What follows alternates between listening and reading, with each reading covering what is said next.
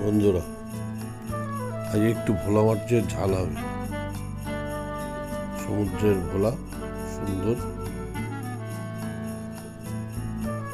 প্রথমে মাছগুলো কেটে ধুয়ে নুন আর হলুদ মাখিয়ে নিতে হবে।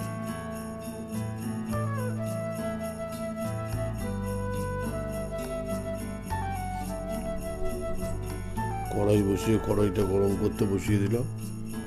1 চামচ রসুন বাটা, 1 চামচ জিরে বাটা, 1 চামচ হলুদ বাটা দিয়ে অল্প একটু জল দিয়ে মশলাটা গুলে রেখে দেবো। কড়াই গরম হয়ে গেছে, তার ভেতরে কড়াইতে তেল দিয়ে এক এক করে মাছগুলো ভেজে নেব। এপিট ওপিট করে মাছগুলো একটু কড়া করে ভাজতে হবে।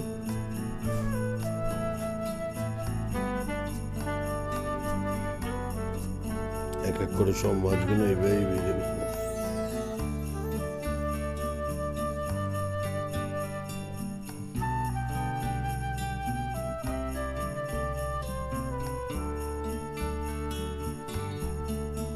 মাছ ভাজা সম্পূর্ণ হয়ে গেলে 1 চামচ কালো জিরে দিয়ে 2 চামচ পেঁয়াজ বাটা দিয়ে ওই তেলের ভেতরেই পেঁয়াজটাকে আগে একটু ভাজা ভাজা করে, তারপরে যে মশলাটা গুলে রেখেছিলাম সেটা দিয়ে নাড়িয়ে চাড়িয়ে তার ভেতরে একটা টমেটো, 2টো কাঁচা লঙ্কা দিয়ে দেবো, স্বাদ মতো লবণ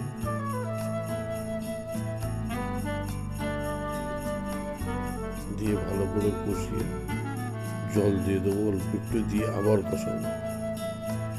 কষানো হয়ে গেলে পরিমাণ মতো জল, প্রায় 2 কাপ জল দিয়ে ঝোল ফোটা অবধি ঢেকে অপেক্ষা করতে হবে।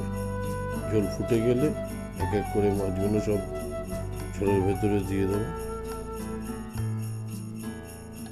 মাছগুলো সব জলের ভিতরে একটু ডুবিয়ে দেবো, ডুবিয়ে ঢাকা দিয়ে কিছুক্ষণ সেদ্ধ করবো। মাছ কিছুক্ষণ সেদ্ধ করার পরে একটু ধনেপাতা কুচি উপরে